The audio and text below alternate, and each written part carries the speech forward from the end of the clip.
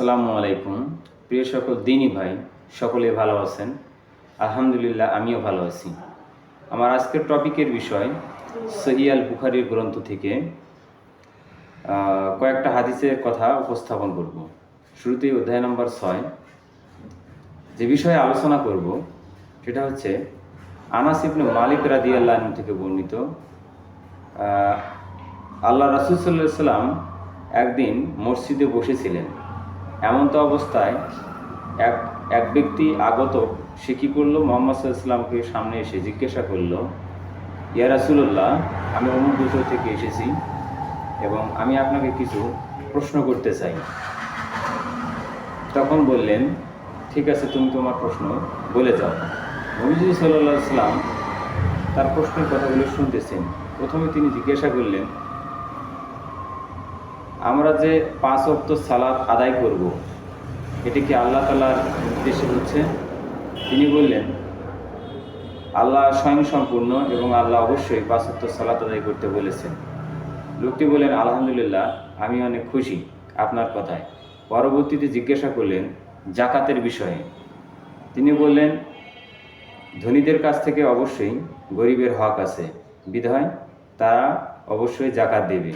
লোকটি বললেন, হে আল্লাহর রাসূল, আমি আপনার কথায় অনেক সন্তুষ্ট। লোকটি আবার জিজ্ঞাসা করলেন, আল্লাহর শপথ,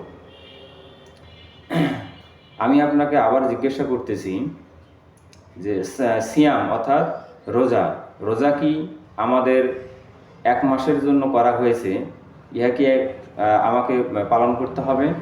নবীজি সাল্লাল্লাহু আলাইহি ওয়াসাল্লাম বললেন, প্রতিটি মুসলমানের জন্য 1 মাস রোজা রাখা ফরজ।